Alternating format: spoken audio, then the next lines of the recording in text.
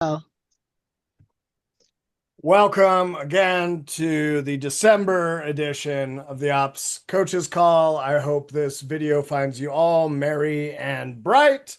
Joined today, we are here with Coach Jeff and hello. Coach Monica, who's on the road braving the winter storms just to ensure you all get the content and expert takes on topics that you deserve.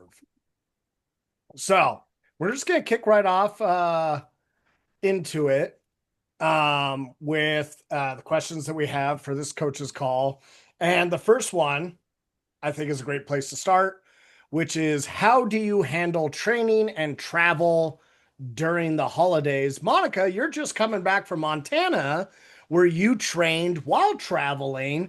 Maybe answer that question first for us. How do you train and travel during the holidays? What are some tips?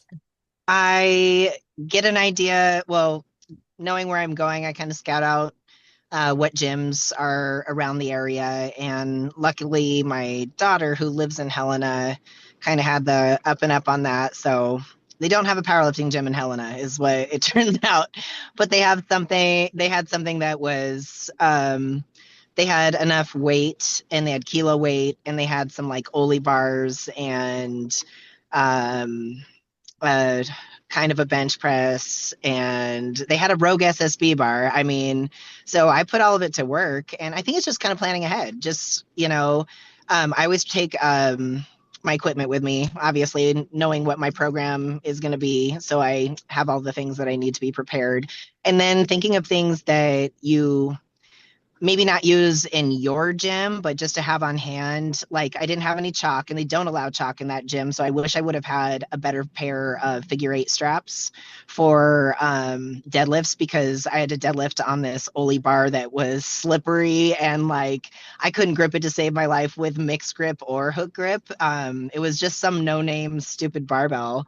But I wanted to get my training in. So they had these weird, like janky, figure eight straps that were really skinny. So the skinny part like just cuts into your hand. And so I wish I would have been better prepared that way. But I always take like a resistance band with me too and a hip circle so that if they don't have the things that I need to warm up, I know how to do my SBD warm up with just a band, no matter what. So I prepare that way, but I really like traveling and going to different gyms and kind of playing the game of like, what, how am I going to get my training done today? I try to look at it as optimistic as possible because I'm fortunate to have all the stuff I need to train at the most optimal level possible. Like we have all the specialized equipment at ops and that is kind of geared towards the type of style of training and stuff that we do and the specialty equipment that we use for our athletes and ourselves. It just I like the challenge of being adaptable, and I also think traveling is really important to do in your training, especially if you're going to travel for the meet that you're prepping for. I always, I really enjoy trying to throw a wrench in there somewhere along my peaking cycle. Of you can always, I mean, we always go down to Tri Cities at least twice during a prep. Um, and if not, some other trip tends to be in there somewhere because of refing a powerlifting meet or coaching at a different one. And so I really love the challenge of visiting different gyms for that. I think it's important. I think Yeah. it's makes you an adaptable athlete, and I think it keeps you on track. And it's a fun way to mix things up and shake things up when training can get a little monotonous and stuff too. And it's you meet new people. I love that too. The aspect of just seeing how different gyms function and their culture, and um, sometimes you learn a lot from just visiting other places and sometimes you just are really grateful for what you have at home. Totally. But Montana was fun. I got all of my training done. I even hit a PR on some silly SSB bar that was choking me out. But I get a kick out of it, and I encourage everybody to do it. And that's why I love having visitors at ops too. And people are in the area, and I mean, maybe everybody doesn't know that. So if you don't know that, Saturdays are open gym almost every Saturday from 10 to about 12:30.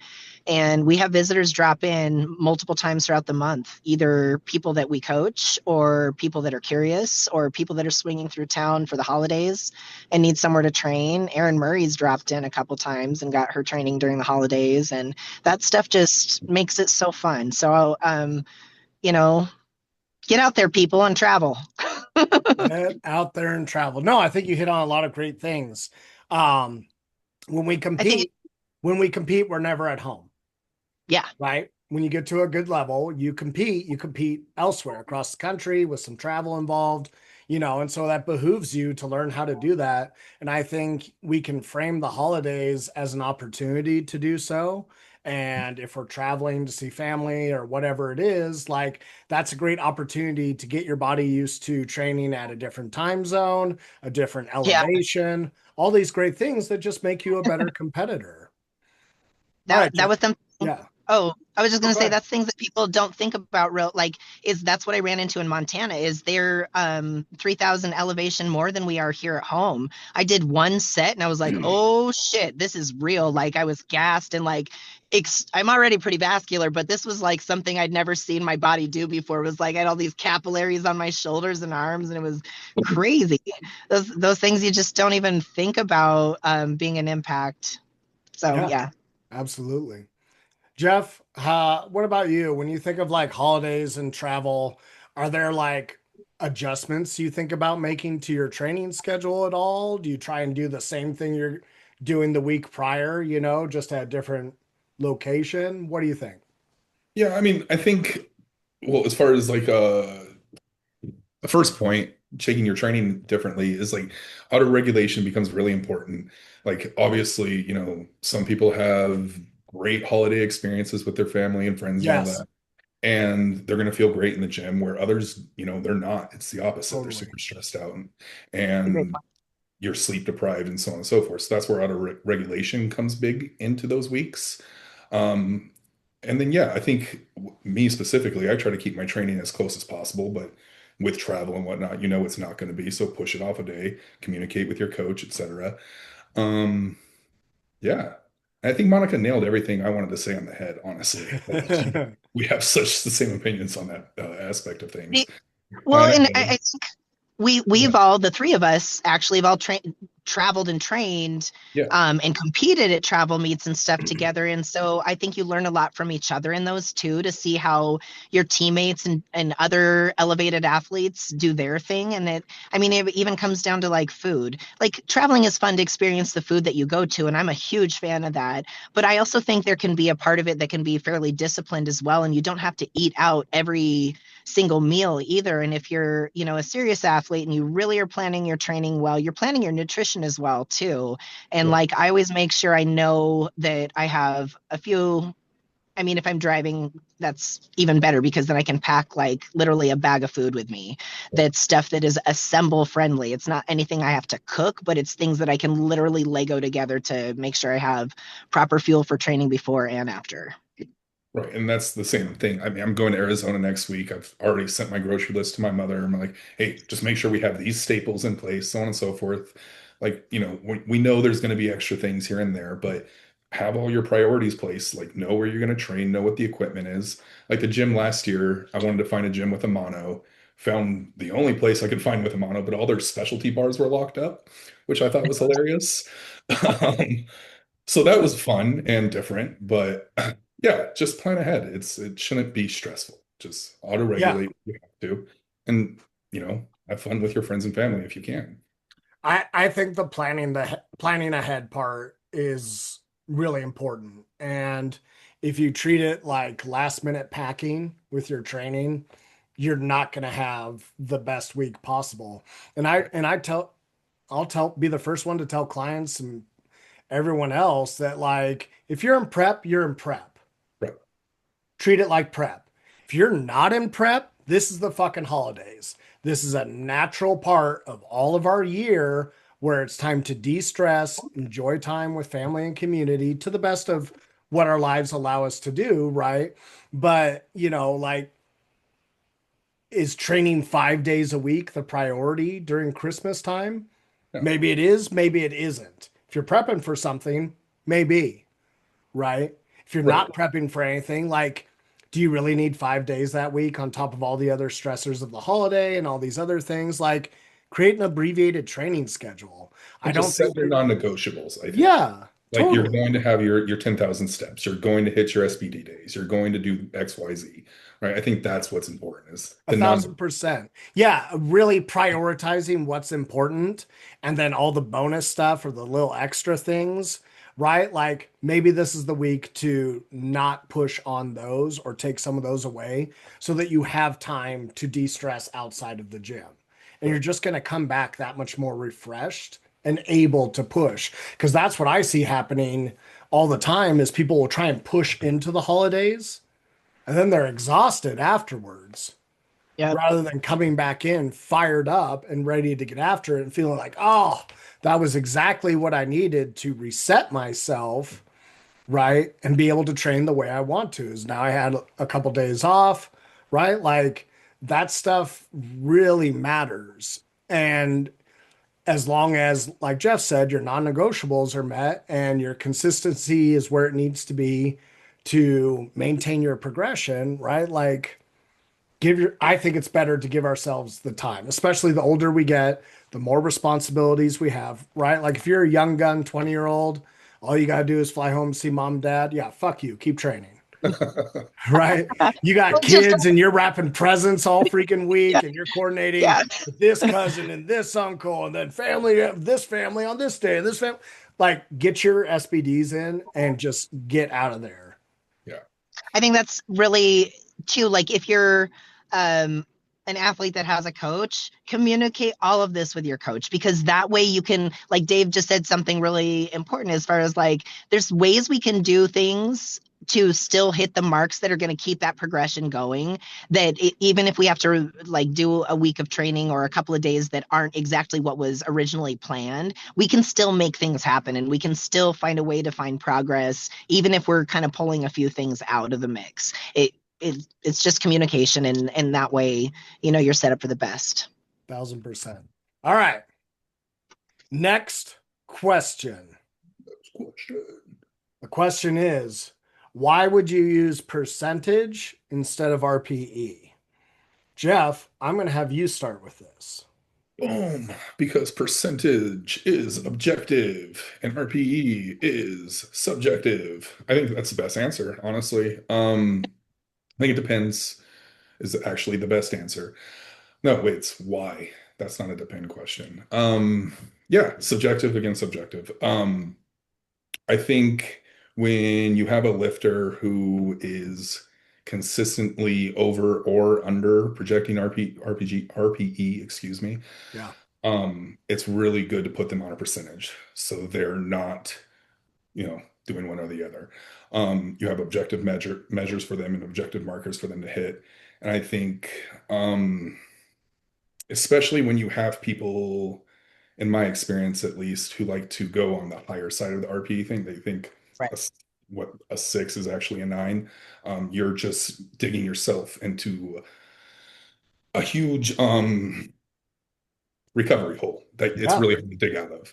And especially if you have that ego that you want to keep pushing, pushing, pushing, it's really hard to dig out of that hole that you're digging yourself into. So that's a big reason why I would do one percentage over RPE. I like that. Monica, can you think of a I'll, reason to use percentage over RPE? when I want, it just depends on the athlete. I think, like Jeff said, it just depends because it depends on where we are with their training cycle. And yeah, how rogue the athlete wants to go. Cause there's some people that, their perception is is a little bit different than what it looks like, I, or you just really want somebody to stay dialed into the progression that you can see happening over a macro cycle. Like, I really need you to abide by this because there's certain things that you need to achieve before we like move on. And I think too, I think RPE is a really good way sometimes to, in the getting to know you phase of your client. I think that's a really fun one just to figure out where their perspective is. And so that sometimes I never kind of stick to always one or the other because it just depends, and like a lot of times after the first couple of weeks of working with clients online, sometimes I'll throw something at them like, I want you to show me a triplet RPE 8, or, just because maybe they're not a great communicator either. And so this is me fishing for more data on my end so that I can have an understanding of where that athlete's coming from. So it really just depends. And that's how I use it too, as a tool for like the end of a block to a top end triple at 8.5 or 9 or whatever that Bingo. was. Yeah. I think RPE is better used in conjunction with speed or a percentage than just on its own, personally. Yeah. No, I would always, yeah, go ahead, Mon. I was just going to say, I always put RP on their sheet regardless, because that's what I want them to see, what my expectation of what that rate of perceived exertion is for them. And if they don't agree, cool, that opens up a dialogue of communication between the two of us to understand why we see things differently. Yeah. I think, like you both had mentioned, they work best together at all times, regardless. When I think of using just percentages, the first thing that sticks out to my head is people who've only lifted by RPE.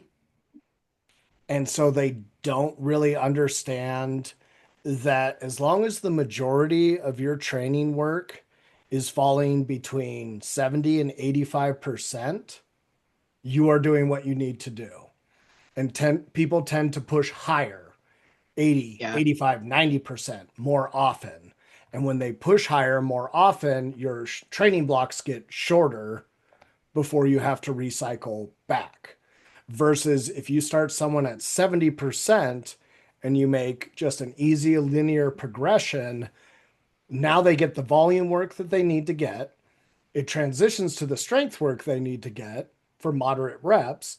And then it transitions to the heavy work they also need to get. And it's kind of self-contains itself within a training cycle rather than immediately maxing out what they can do for a triple, a 5, or whatever it is for an 8, right? And it creates guided progression. Whereas RPE can be so subjective that maybe the reps and the sets are changing each week, but the weight honestly should be staying the same a lot more often, and it's getting pushed too high on one end, or it's not getting pushed enough. The other time I would say percentages over RPE is when someone doesn't know how to correctly rate their own RPE, and they call things a 1 or a 2, right? And you see it on the video, and it's a shaky, moderately difficult lift that's not executed really all that well, but it's light. Right? Like, well, that's great that it's light. It still doesn't look quality. So we need to tighten that up. That's okay if it feels, really easy.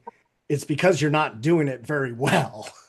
Right. And once it gets tighter and more locked in, it will exhaust you more, but it will also be more efficient. Then the weight will progress, things like that. And so it's an easy way to keep someone at the range they should be at, right? Without their ego starting to take over.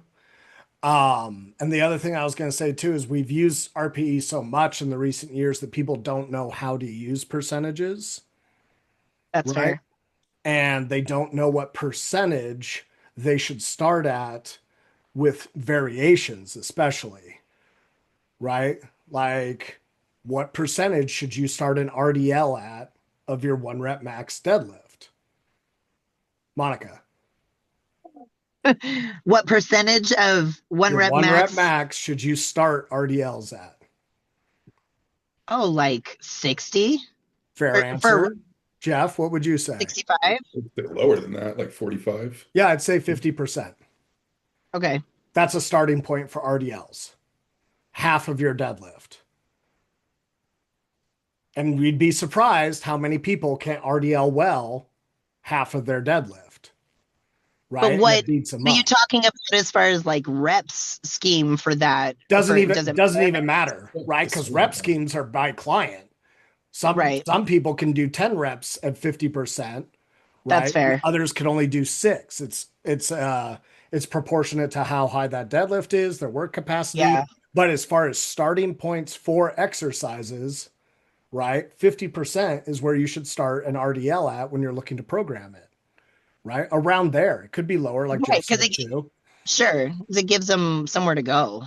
Is it Totally. because Yeah. you're still progressing the background volume, basically? I Exactly. mean, And it's yeah, the same thing for pause squats, right? Like someone's never pause squatted before. What percentage of their best squat would you look to start? Again, if we're in person, this is all auto regulated and we stumble totally. upon it together. But when we think about writing programming for people, you have to know all these different variations and kind of like starting points. So I would argue Yeah. a pause squat should start around 65% and then build up from there because you'll have people who are no problem at 65. Yeah. You'll have people that's almost impossible at 65% because they've never done it, right? Like all these different things, you know. And so I think knowing percentage ranges is a really big advantage for a coach because it gives you immediate starting points and weights where your clients will be successful, will be able to build skill competency, right? And don't immediately encounter a failure when they're trying something Right. new. Right. Oh, yeah, because that's the worst. Sure. Like, I mean, Versus most, like the ambiguity that says, yeah, go do a set of 8 RDLs at a 6. I've never done yes, an RDL. Where would I start? You're exactly. already Yes. creating a conversation that you didn't need to create because you didn't have Yeah, a starting point. fair. Yep. And you can progress if you start lower, you can progress it A thousand longer over a much, percent. much longer period of time. Yeah, we Period of all know time. the value of starting conservatively and building that work capacity over time. That's something we should try to do with as many things as possible and give ourselves long runways because that's how we build quality results. Yeah. How That's often do you have? Oh, I was just going to ask you though, how often do you have people, Dave, that get impatient with the process or that let their ego um get in the way of like, why isn't it getting heavy yet? I think that happens not very frequently because I tell them why it's not heavy yet. Right. And that's because it's sloppy. Whereas my first rule before introducing load is that the movement is proficient. What Yep. am I introducing load for if the movement's not proficient? If their toes are lifting up on a squat or a deadlift, right? If their butt's lifting up on a bench or their bar path's uneven, what's the reason to add load to get strong? Well, okay, but we have to have a good motor pattern first. And so that's on them to execute. Here's all the tools, here's guided videos, here's all the information I can give you, right? Come work with me in person. We'll do all that same stuff there, right? Here's the information. Now you have to execute, and that falls on the athlete to execute. Exactly. Yeah. Yeah. So it doesn't happen. I mean, it happened. I wouldn't even say it happened, but it was a conversation I had with a newer client Mhm. maybe a couple weeks ago where he was just like, these deadlifts, these variation deadlifts are really light. And I said, good, doing better then. Because I see this, and this that's off. And you can do better. And I've seen you do better. And then sure enough, like now we're at the point now where they're actually challenging, right? He's doing doubles on Shaco and it's challenging for him to be in the right position. But at the same time, he just pulled his 1 rep max for a triple. Yeah. Right. So was that time wasted when we were working on execution and position and all the things we're supposed to be doing with our variation lift? That's why it's the variation lift. It's not meant to be heavy. It's meant to dial you Right. in and make you perfect. You have For to earn sure. the weight increases. Yeah. Make me give you weight. Come on. I want to do Yeah. it. Help me help you. High frequency, high specificity. Sorry, high frequency, high specificity training versus high frequency, low specificity training. Monica, do you have thoughts on which one you would prefer, or are there different times for different kind of concept? There's different times for different concept. Yeah. Um, it What would just you depends use? on What how would you use in the off season?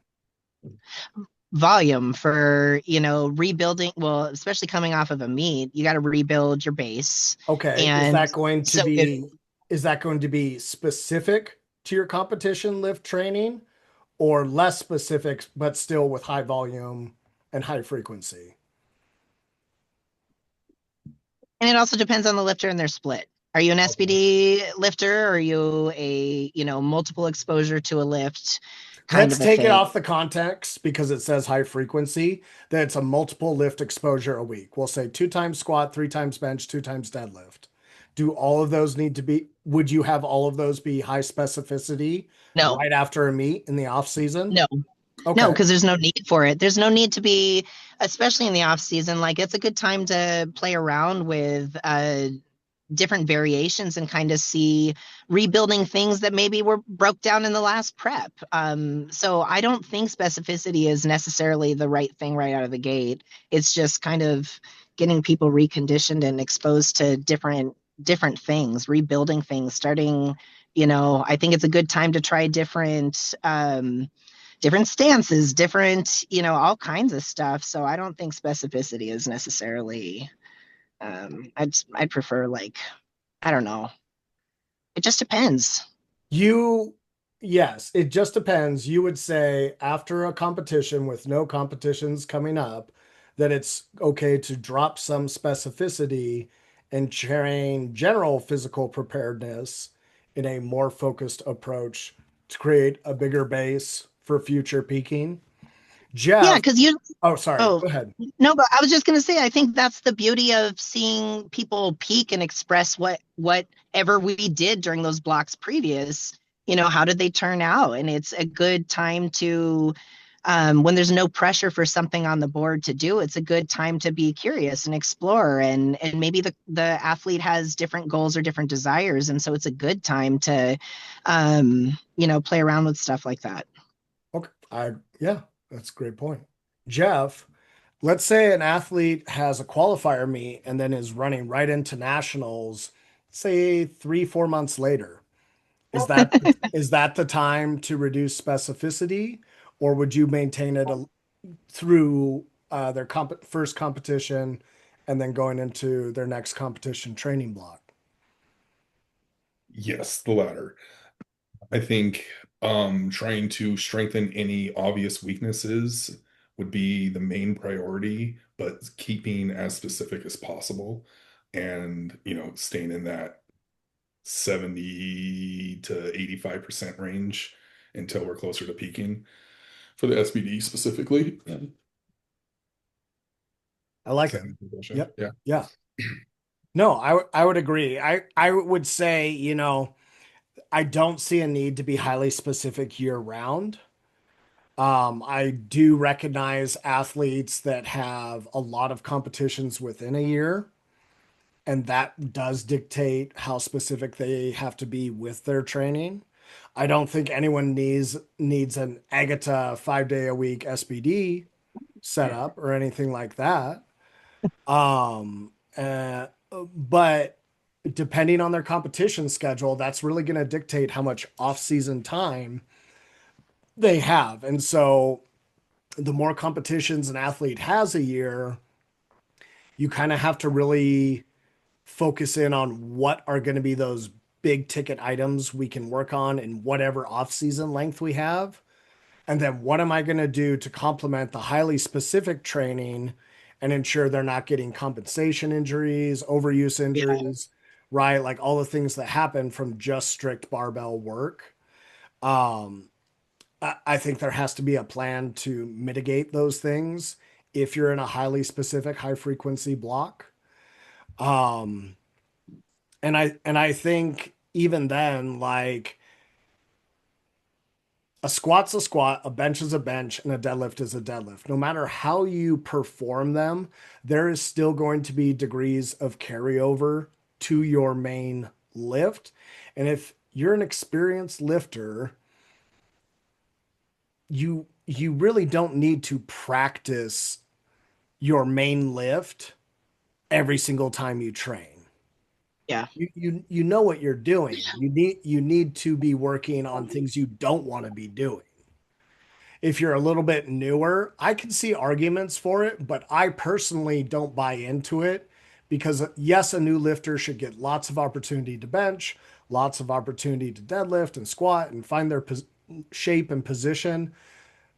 But once they're really proficient in their squat, they're really missing out on not doing non-specific or less specific variations, right? Like a beginner can benefit from an SSB squat on a secondary Yeah, squat day. A beginner absolutely. can benefit from a floor press, a board, a slingshot, right? A beginner can benefit from RDLs and deficits and block pulls, and it's building movement competency. Yeah. And I think the more movement competency we build in our lifters, the more resiliency they have against injuries or any sort of issues that are going to come up during our highly specific phases. And it also minimizes how long those phases need to be, especially as lifter age starts to grow and recovery capacity changes. uh, I think that's also why, like, when athletes are limited to the type of equipment that they have, they're really missing that potential Yeah. opportunity to fix all that stuff, right? I mean, some people really hate some of the variations, but there's probably a reason why you hate it. Yeah, you It hate it challenges because it's you. hard. Yeah, and that's why I actually like.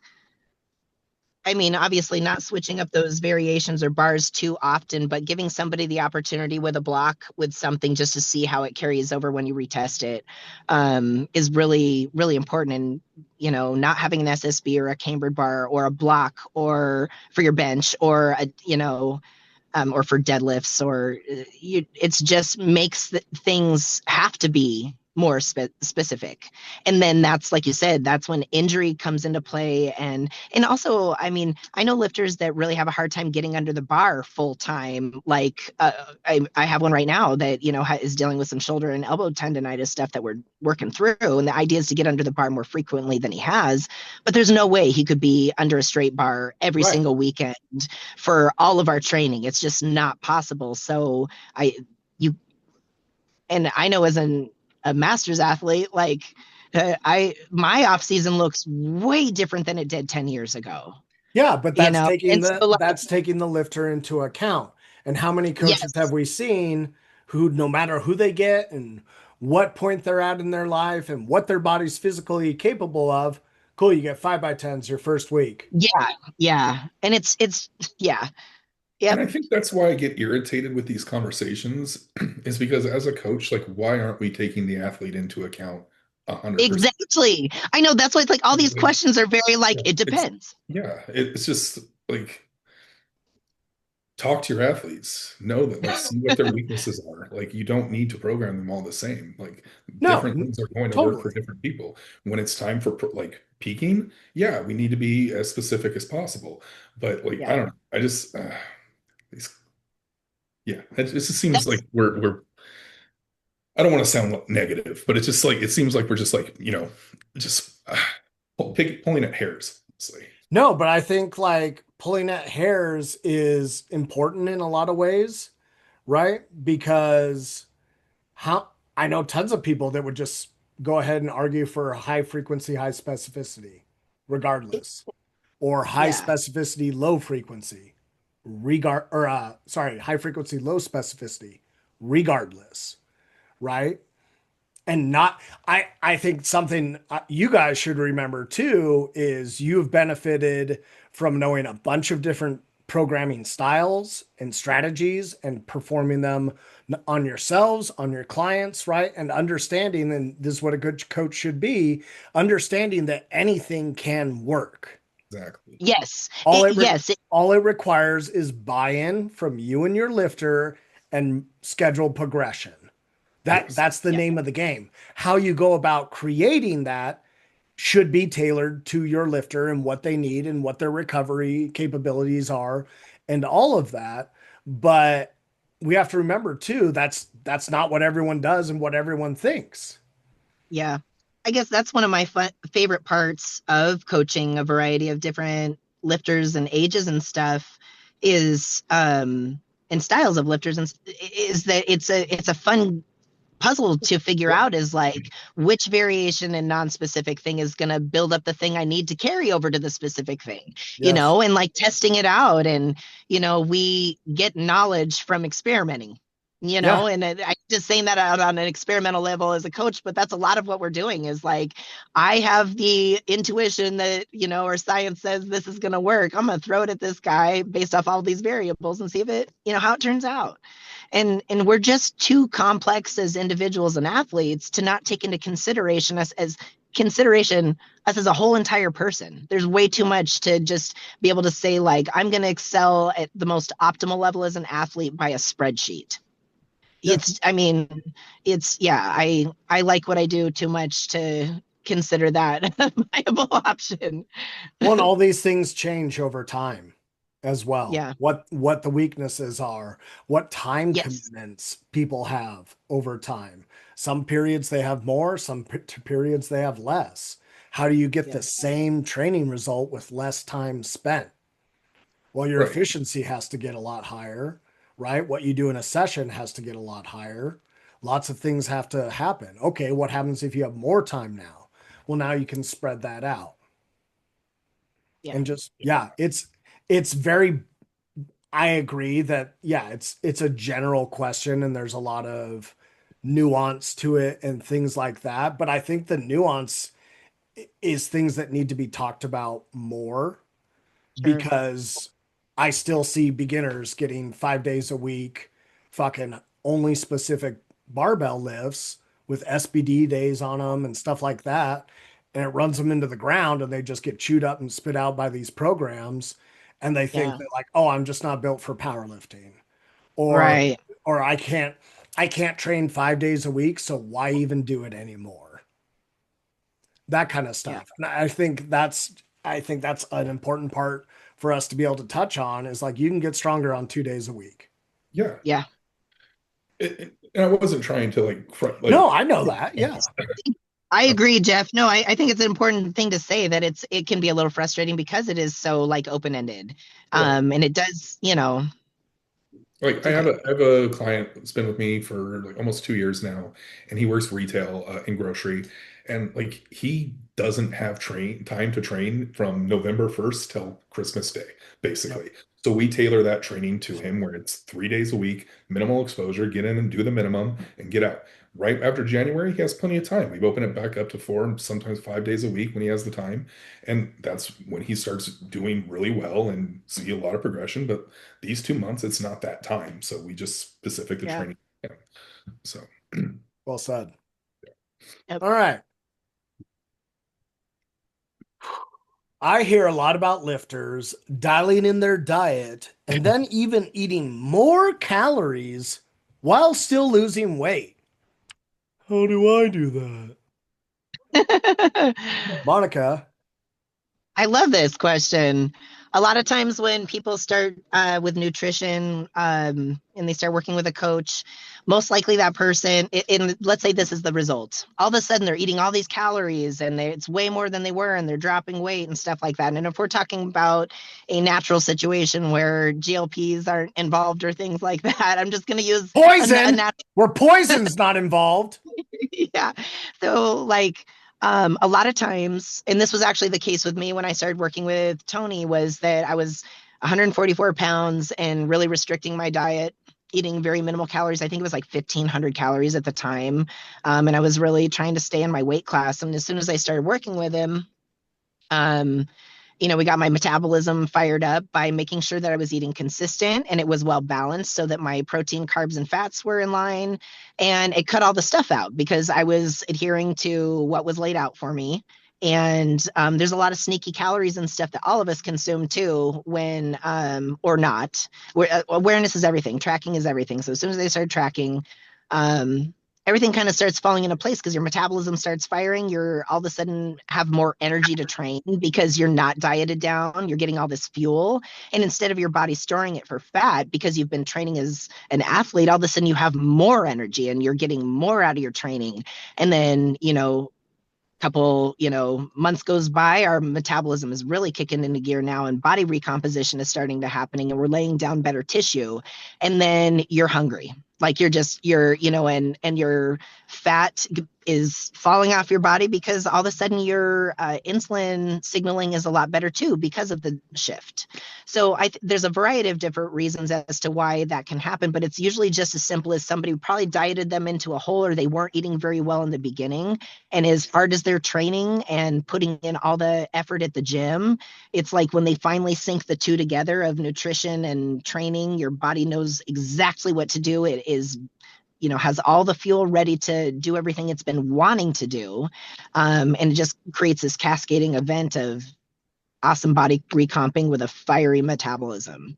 A lot of people don't eat enough protein right out the gate too. So a lot of it may not even be a calories in, calories out situation. It might be a matter of reorganizing the calories that they're consuming. But yeah, it's science. It's not magic. It's energy in, energy out, and everybody is individually pumping out different energy and taking in different caloric content. Yeah. Yeah. I was going to use Jeff as an example. He's been with me for a couple weeks now, and he dropped like 8 pounds right out the gate and had more energy right away. And immediately we started to have to make new adjustments to his diet because he cleaned things up, and his macros were more aligned with what his body needed to be an efficient machine. And so as soon as, those hunger signals started kicking in right away and things started moving, we quickly had to add some extra calories for training to make sure that he's still, getting as much energy in as he's putting out. Yeah, absolutely.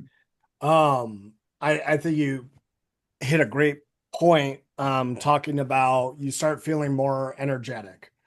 Yes. And then you start training harder. Well, if you start training harder, you're creating more of a caloric deficit through training. Yep. And if that's taking you past your rate, let's say you're losing weight, if that's making you lose weight too fast, you have to increase your caloric intake to balance that out. And it's the same thing when even in a bulking cycle, sometimes if you're not going hog wild and you're creating small, sustainable caloric surpluses, same thing. You may find yourself with surplus energy, thus start training harder, thus burning more calories, thus needing to intake even more during your bulk because you may have lost some weight because now you're training so hard. And I think that's the trick to a great diet is recognizing that if I cut calories, I can only keep cutting calories.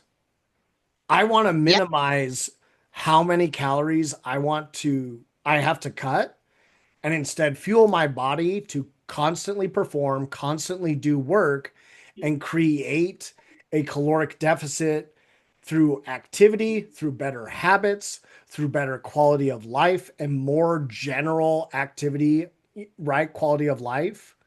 NEAT, non-exercise, right? That that kind of thing. I want to have more, and I'm cutting weight because I feel tired and miserable and all these things.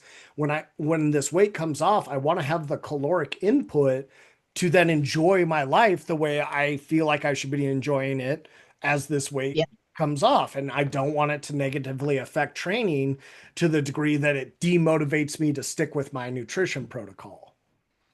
Totally. And I think there's different phases of cutting also. There's kind of like cutting at all costs, like bodybuilding style, or cutting to improve somebody's composition so their leverage is better for the barbell too.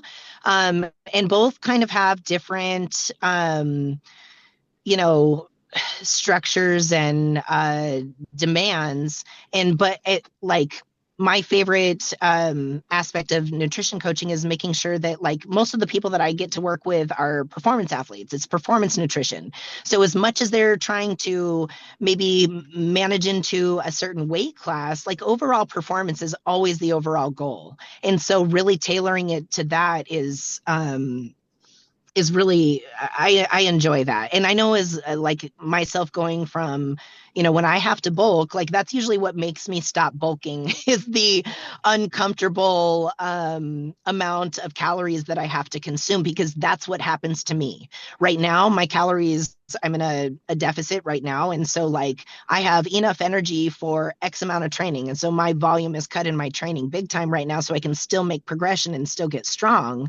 But um, I'm not bulking is the whole other end of the pendulum where I'm eating 4,000 plus calories to gain weight, and it becomes kind of miserable at some point in time. And that's a 150-pound person, eating that Yeah. much food is a lot. Well, And and that's so, part of building calories too, is during your bulking yes, cycles, that should be progressing up as well as you continue to yeah, dial in your macros. Then when you go yep, into another cut or whatever it's going to be, a body recomposition phase, your caloric intake is going to be so much higher than it would have been yeah, otherwise, because you have quality tissue that's now on your frame that's more metabolically yeah. expensive to maintain.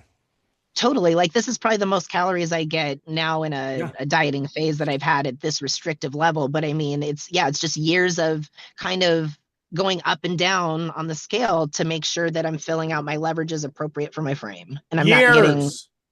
years, 10, by the way, somebody, Years. I think sometimes people, I get a lot Fuck of you and comments. your 12-week diet.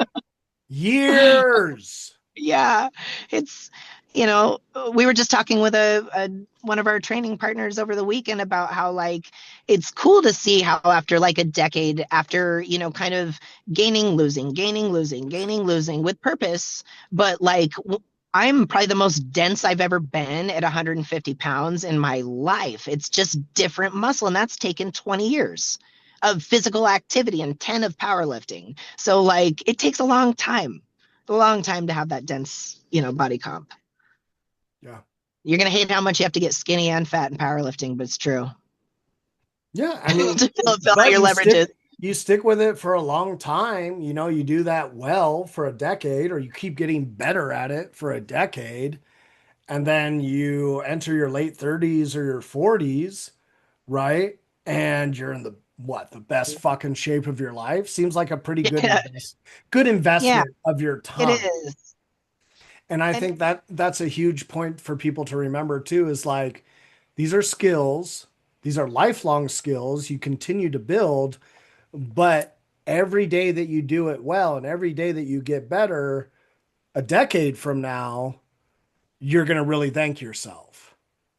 absolutely. I'm grateful for, yeah, the investment I made with Tony. I learned a Yeah. lot. And I think that's the important part of it is like when somebody really does have the buy-in for nutrition and learning about it, you do get to be that person that pushes really hard and eats a billion calories. And you Yeah. get, and you learn so much in the process that is just such a life skill that carries over even if you decided to quit powerlifting and the Yeah. whole thing, you have this lifelong skill of understanding how energy in and energy out works, and what that feels like to be a metabolic machine. Yeah. Absolutely. I don't Well, think there's anything to lose. no, I think there's only things to gain. I think that was a perfect coach's call, guys. I'm going to end it right there because we got to get to the gym. But thank you both for your time. Awesome. And yeah, good stuff.